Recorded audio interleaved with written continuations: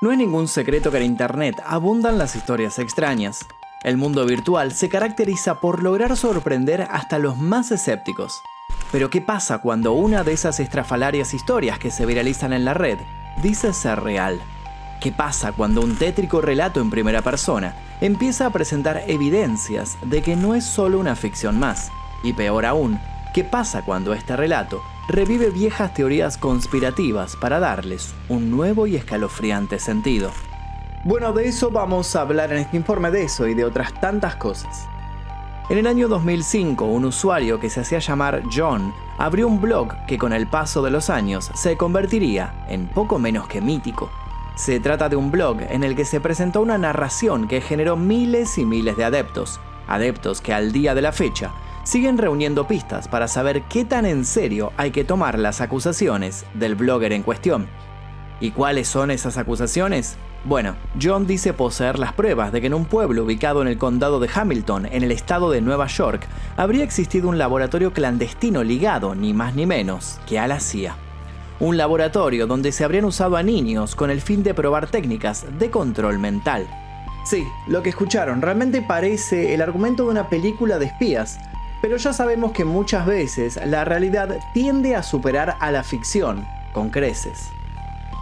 A lo largo de este informe vamos a estar recorriendo diferentes teorías y diferentes proyectos muy polémicos como el infame MK Ultra o también el proyecto Paperclip, y también vamos a hablar de otros no tan conocidos. Y van a notar que todo esto está relacionado con una famosa intoxicación con pan que sucedió en un pueblo de Francia en 1951, con una secta en donde sus 918 miembros decidieron tomar veneno, y con la serie Stranger Things de Netflix.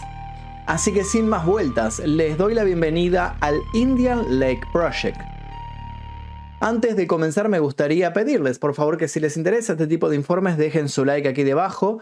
Ahora es momento de dejar su like. Y también los invito a dejar comentarios con sugerencias para posibles futuros videos en este canal, porque nosotros leemos absolutamente todos los comentarios que dejan y los anotamos en una lista en donde vamos eligiendo cuál será el próximo video. Así que si quieren sugerir temas, serán más que bienvenidos. Les recuerdo que pueden ver este y otros videos sin censura, sin publicidad, y 24 horas antes que el resto, tocando el botón que dice unirse, que está por aquí debajo. En algún lugar dice unirse aquí debajo. Y elige la membresía número 2, Maestro Oscuro. Así que ahora sí, sin más demoras, comencemos. Sí. Con K primero, C final. Polaco. ¿Cambia algo? Sí. Queda lejos de acá. No te sabría indicar en este momento. No, yo no soy polaco, yo soy chaqueño. El apellido, digo.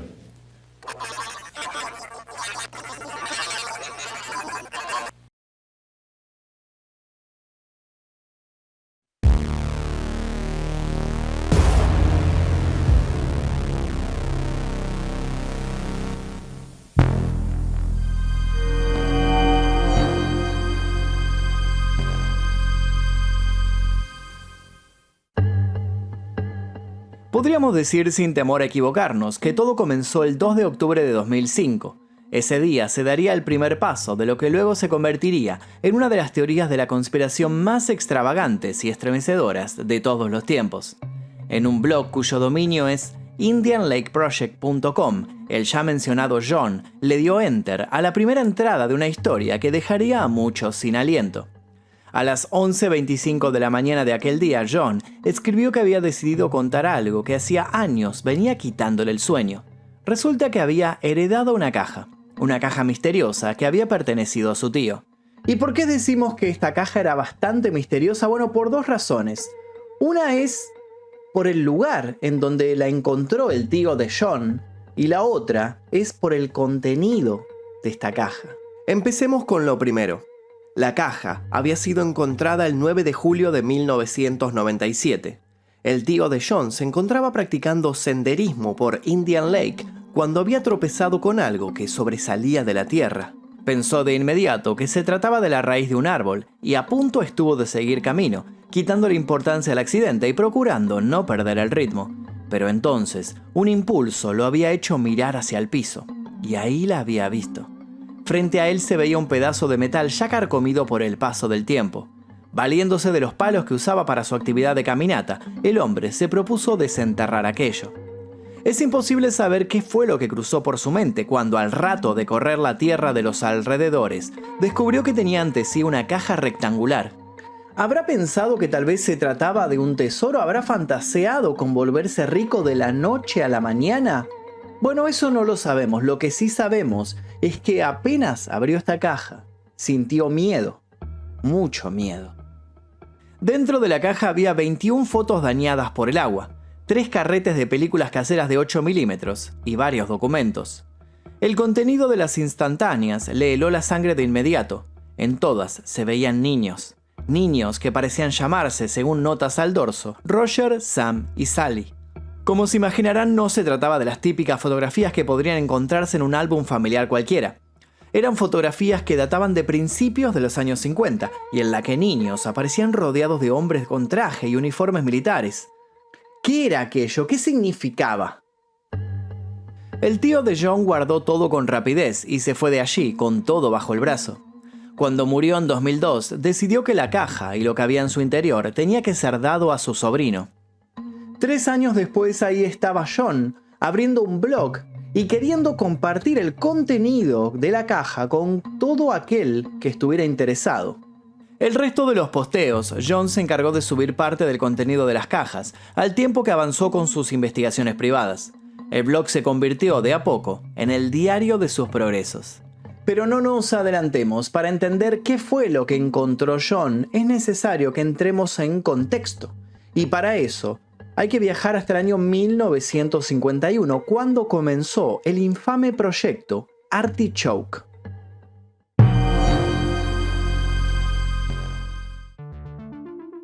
El gobierno estadounidense ha sido acusado a lo largo de la historia de grandes fraudes y encubrimientos.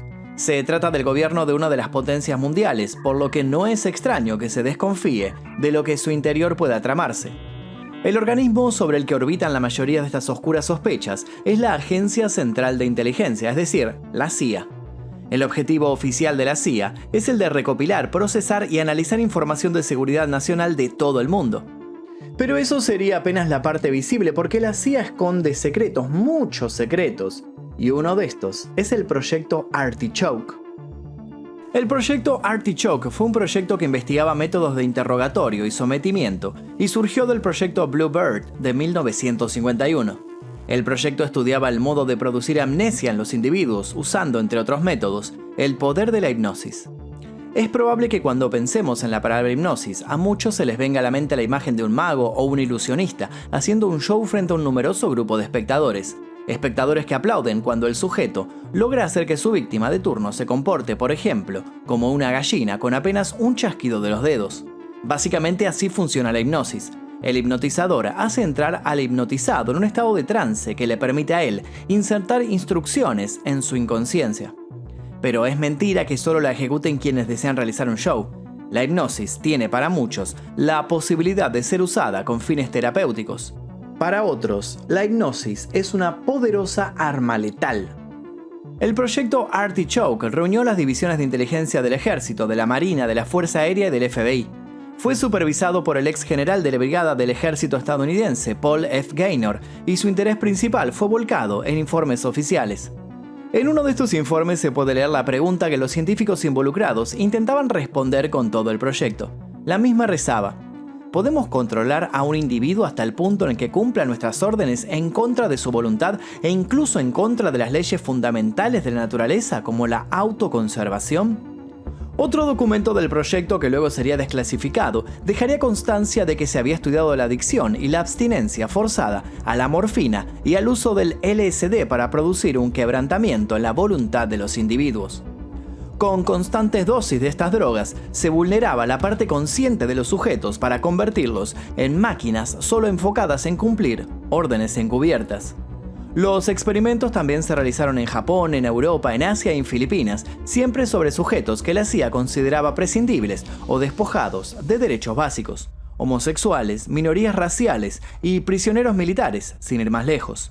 No hace falta decir que todos ellos eran sometidos a las pruebas sin su consentimiento. Luego de unos meses, todos los que fueron utilizados como conejillos de indias sufrían daños colaterales como mareos y vómitos espontáneos, pero no recordaban qué les había pasado ni qué habían hecho con ellos. Sus cerebros habían sido ultrajados y luego puestos en blanco. La operación había sido todo un éxito y el entusiasmo por seguir produciendo cortocircuitos en las mentes de estas personas fue tal que recibió financiación de gente más poderosa. Y es así como el proyecto llamado Artichoke se convierte en el proyecto MK Ultra.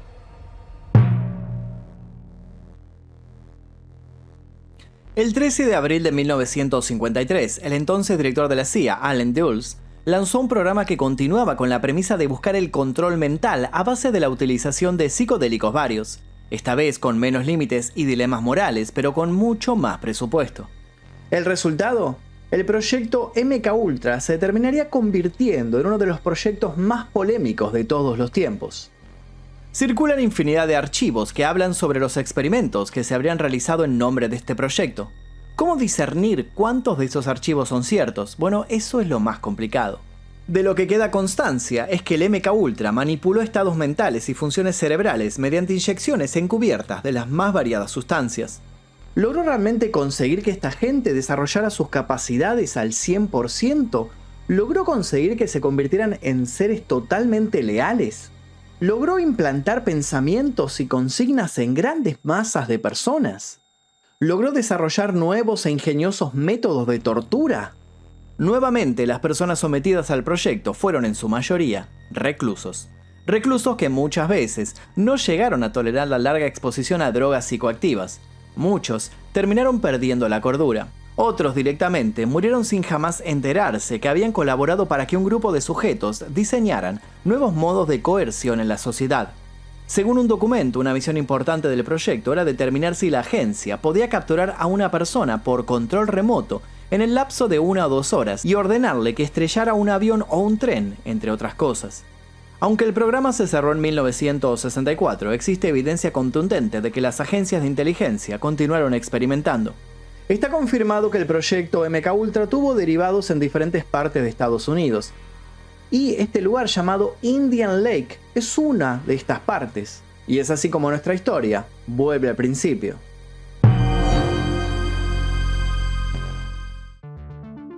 John fue el primero en sugerir en sus posteos que lo que había encontrado podría ser evidencia de una subdivisión del proyecto MK Ultra. La pregunta es, ¿cómo llegó a tal conclusión? Bueno, en las fotos que había en la caja se podía ver a Sam, a Roger y a Sally en situaciones extrañas. Se los veía siendo alimentados dentro de una jaula, se podía ver que los estudiaban mientras llevaban puestos unos auriculares y parecía que en algunas imágenes sufrían de una momentánea ceguera. Es de común conocimiento que el MK Ultra estudiaba la reacción a ondas sonoras de baja frecuencia, del mismo modo que se sabe que el proyecto solía aplicar el LSD en las pupilas de los desafortunados que caían en sus garras. Si bien para el momento en que John contaba esto, el MK Ultra llevaba años sin ser un secreto, hasta ese entonces no era común asociarlo a los niños. Aquello daba cuenta de un nuevo nivel de perversidad. John se hizo en ese momento una pregunta que tal vez ustedes estén haciendo. ¿De dónde había sacado la CIA a todos estos pequeños? El blogger descubrió que al menos en 2 orfanatos en el estado de Nueva York autorizaron adopciones para personas con antecedentes militares durante los años comprendidos entre 1952 y 1955. ¿Casualidad? Esto mismo le preguntó John a quienes leían su blog. Para recibir las respuestas, puso a disposición una casilla de mail y en poco tiempo empezó a crecer una comunidad que estaba obsesionada con saber si el Indian Lake Project era cierto o solo una estrategia para generar turismo en la zona. ¿Por qué John no había publicado los documentos que estaban con las fotos? ¿Por qué no había digitalizado los rollos de cintas para que todos pudieran ver lo que había sido filmado? John se mostraba reservado con esto. Publicar los documentos lo hacía sentir inseguro y los rollos de metraje no los había intentado ver por temor a que se rompieran. Las cintas estaban, según él, en pésimas condiciones de conservación. Fue en ese momento que John decidió llevar la investigación al próximo nivel y tras ser invitado a una boda en Nueva York, se decidió ir a Indian Lake para recorrer los terrenos en los que la caja había sido encontrada. ¿Qué pretendía encontrar en estos senderos repletos de naturaleza salvaje? Bueno, no se sabe, pero lo que sí se sabe es que cuando encontró lo que encontró, quedó anonadado. John encontró estructuras de hormigón abandonadas, columnas que bien podrían haber pertenecido a búnkeres militares. Le sacó fotos a dichas columnas y también las publicó en el blog. Incluso sus más fervientes detractores comenzaron a dudar. ¿Qué eran todos estos edificios? ¿Por qué estaban en medio de un bosque? Muchos incluso emprendieron sus propios viajes a la zona y hablaron con gente del lugar. Por extraño que parezca, los pobladores no tenían idea de lo que significaban esas estructuras. ¿No querían hablar por miedo o realmente estaban frente a bases secretas? Luego de que todo empezara a tomar tal trascendencia, John cambió el tono con el que se expresaba. Empezó a acusar que se sentía observado y que habían visto movimientos sospechosos cerca de su hogar. El 27 de junio de 2006 emitió un posteo en el que anunció que ya no seguiría con las investigaciones. Había recibido llamadas telefónicas de dudosa procedencia y estaba seguro de que alguien no estaba muy feliz con sus hallazgos. Se sentía en peligro. Luego de eso, el silencio. Quienes para ese entonces leían su blog a diario le pidieron que no abandonara la búsqueda de la verdad, pero era tarde. John había dejado de contestar. Al menos hasta un año después. Entonces volvió con sus ánimos recargados. Su mujer lo había dejado por estar tan obsesionado, pero ya no le importaba. Durante sus días de retiro, John había descubierto algo que le resultaba fascinante. En muchas de las fotos, el personal militar que se veía con los niños no parecía, por sus rasgos, estadounidense. Eso lo había hecho hacer otras investigaciones y así había llegado a conectar la actividad que había en Indian Lake con la famosa operación Paperclip. Y es así como los nazis llegan a nuestro relato.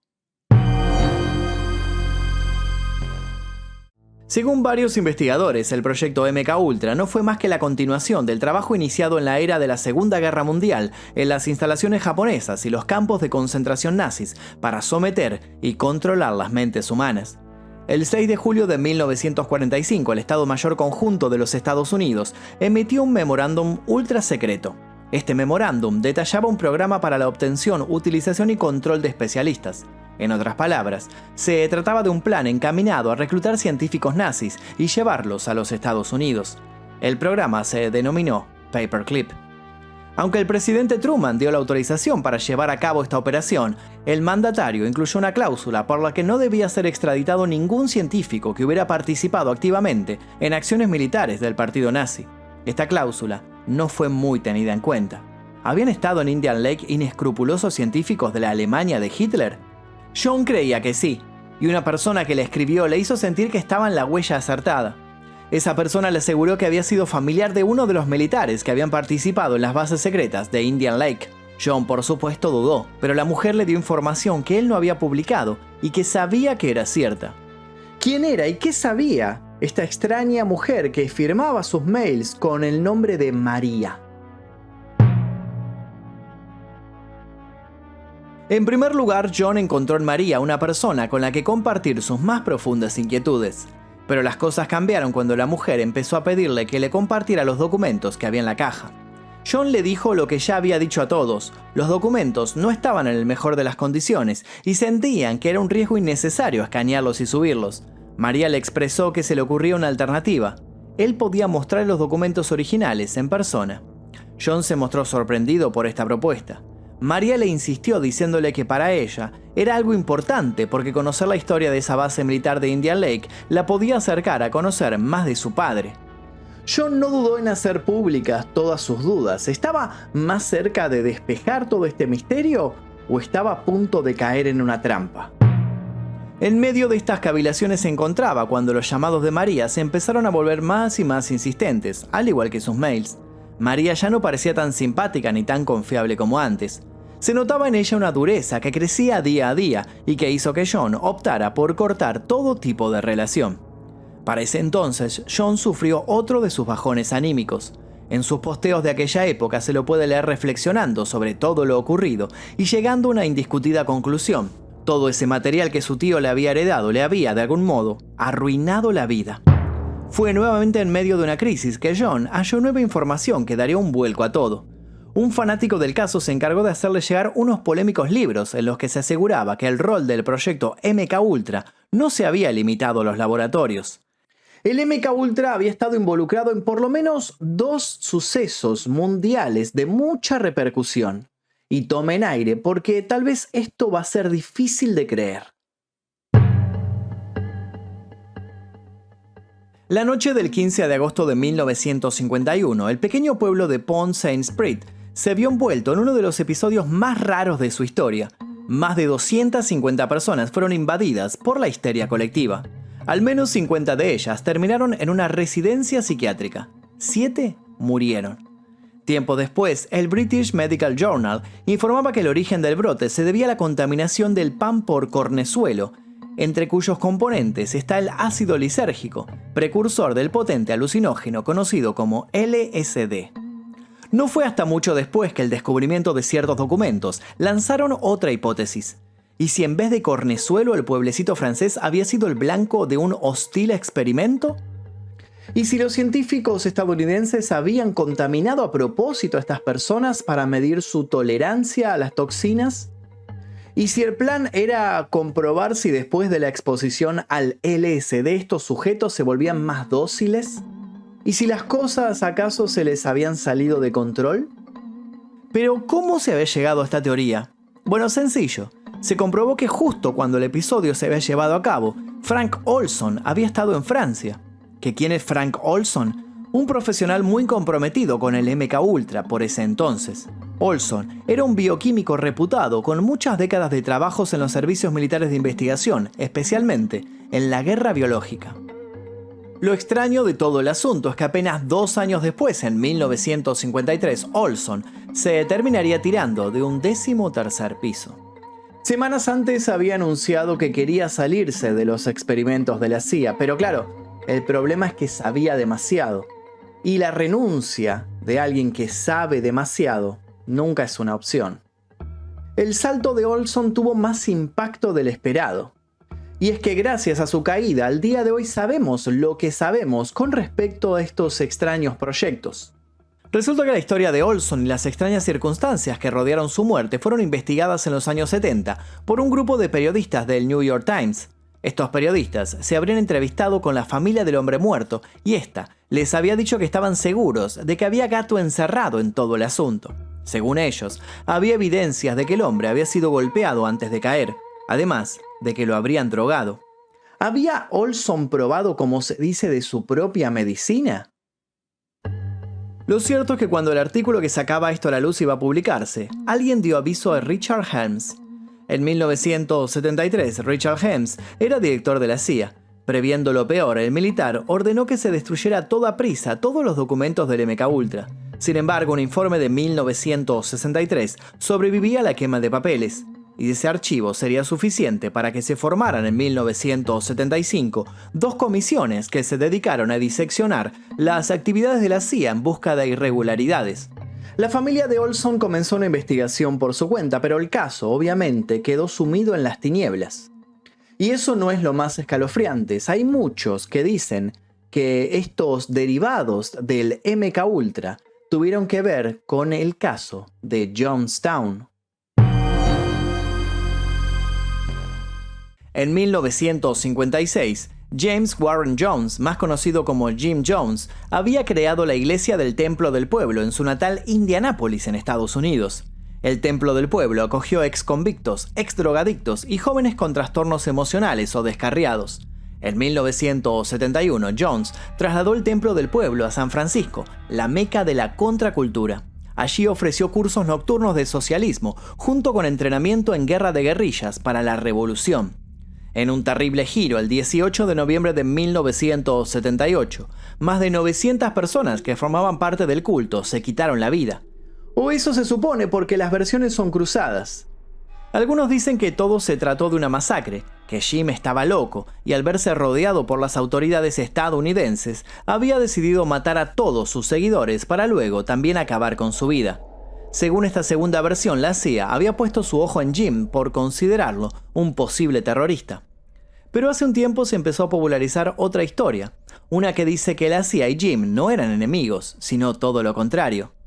Toda la secta creada por Jim había sido una prueba para corroborar qué tan efectiva podía ser la manipulación de masas. Quienes defienden esta teoría dicen que Jim y la CIA eran socios y que juntos habían decidido eliminar a los 900 inocentes para que nada se supiera.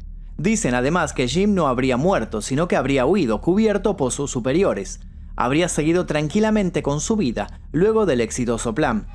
Según el investigador Michael Myers, la relación de Jones con la CIA se remonta a principios de la década de 1960, cuando este habría desempeñado un papel importante en al menos 3 de los proyectos internacionales de la agencia. Entonces Jim Jones no fue un líder desquiciado, sino un soldado que estaba obedeciendo órdenes para probar el MKUltra. Quienes son adeptos a las teorías de la conspiración sostienen que sí, que los tentáculos del proyecto llegan más lejos de lo pensado. Dicen incluso que Chapman, el asesino de Lennon, también habría sido entrenado por la CIA mediante su gestión. Y estos son solo algunos ejemplos, y en estas lecturas estaba sumergido John cuando las cosas comenzaron a complicarse. Les recuerdo que el caso de Jonestown está subido en este canal, así que si quieren ver un informe de casi 1 hora contando absolutamente todo sobre Jim Jones, Jonestown y todo eso, pongan en el buscador de YouTube Jim Jones o Jonestown Magnus y les va a aparecer el video. Promediando el mes de julio del año 2011, John empezó a acusar en su blog la presencia de camionetas blancas que aparecían cerca de los lugares que él frecuentaba. A su vez, contó que habían empezado a aparecer animales muertos en la puerta de su hogar. ¿Mala suerte o alguien estaba intentando intimidarlo? Otra vez víctima de la paranoia y sintiéndose cada vez más atosigado por aquellos que querían que siguiera publicando todo, John volvió a anunciar su retiro.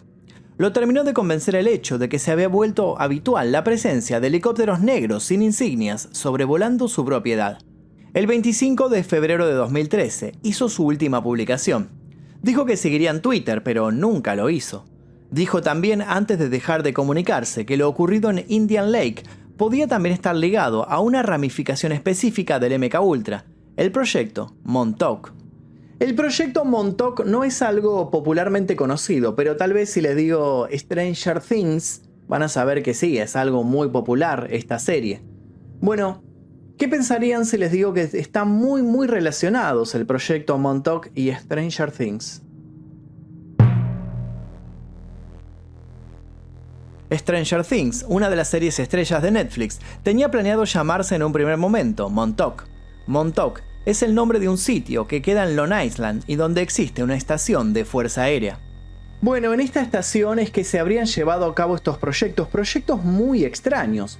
Proyectos que tenían que ver con Nikola Tesla y con los portales espaciotemporales. Por dichos portales, habrían entrado soldados destinados a cambiar la historia de la humanidad para darle la forma que hoy tiene. Todo esto se popularizó cuando se hicieron públicos los testimonios de sujetos que aseguraron haber formado parte del proyecto, pero que durante décadas lo habían olvidado. Según estos individuos, les habían lavado el cerebro para que olvidaran que habían viajado en el tiempo instruidos por la CIA. Los hermanos creadores de Stranger Things asumieron basarse en esta teoría de la conspiración para hablar de Eleven y los experimentos a los que ella era sometida. ¿Parece disparatado un proyecto así? Claro que sí. Pero nuevamente las dudas se hicieron muy reales cuando el gobierno estadounidense confirmó que estos proyectos se habían llevado a cabo.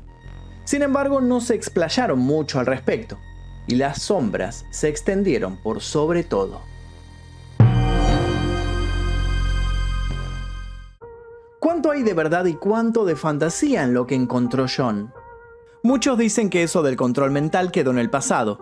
Sin embargo, en 2006, el general retirado Boris Retnikov, exfuncionario de la KGB, la principal agencia de seguridad de la Unión Soviética, expuso que a mediados de la década de 1980, alrededor de 50 institutos de investigación en su nación estudiaban las técnicas de control mental remoto con una importante financiación estatal. El ex general dijo también que a principios de la década de 1990, él y sus colegas escanearon la mente del nuevo embajador de Estados Unidos, Robert Strauss, y descubrieron así que el edificio de la embajada contenía equipos capaces de ejercer una influencia psicotrónica en los residentes de Moscú.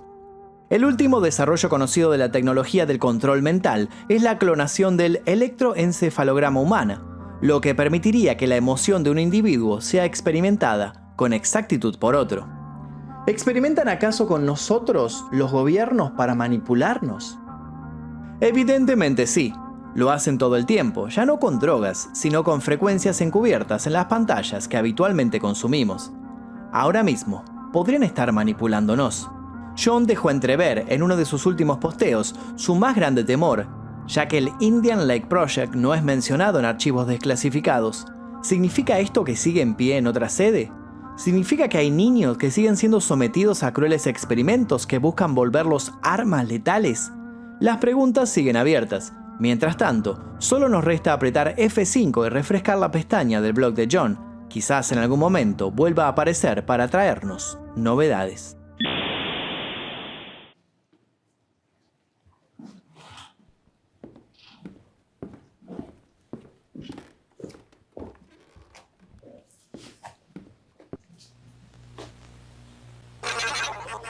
Sí.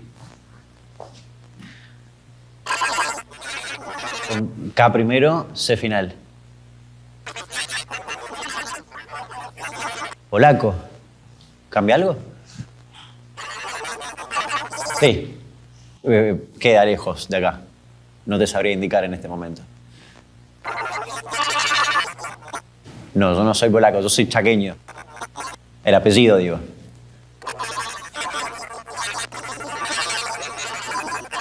YouTuber, sí.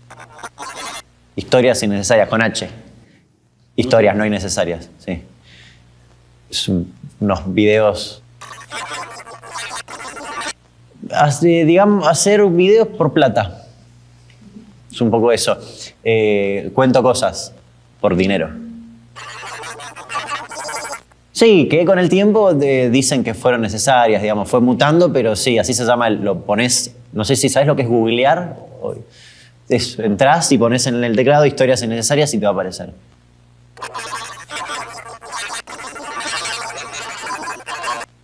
Para ninguno de los dos. Fue necesario para ambos, sí, nos sirvió. No, estoy justamente en un momento en el cual dije, bueno, pausa de robo y disfruto de lo ya robado, digamos. Es un poco ese el concepto.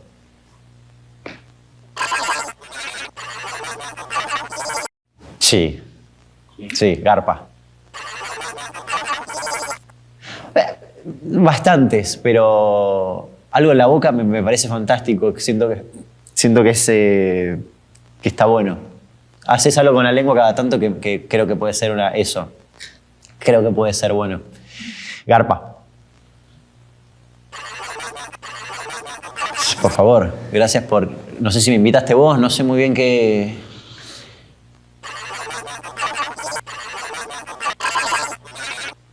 ¿Querés que pida ayuda?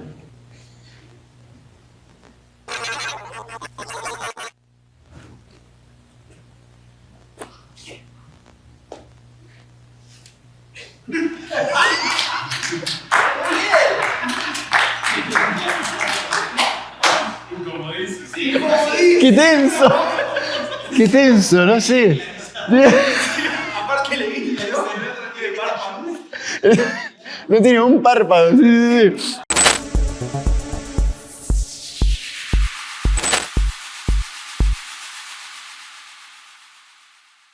Y hasta aquí el video del día de hoy, espero que les haya interesado este informe sobre el Indian Lake Project, que es algo que me parece que en español por el momento no existía un video al respecto, lo he encontrado en canales en inglés, así que decidimos desarrollarlo en este canal para que ustedes lo conozcan y quiero leer sus comentarios al respecto aquí debajo. Si les gustó, les pido por favor que dejen su like, se suscriban si todavía no lo hicieron y activen notificaciones. También los invito a dejar sugerencias para posibles futuros videos.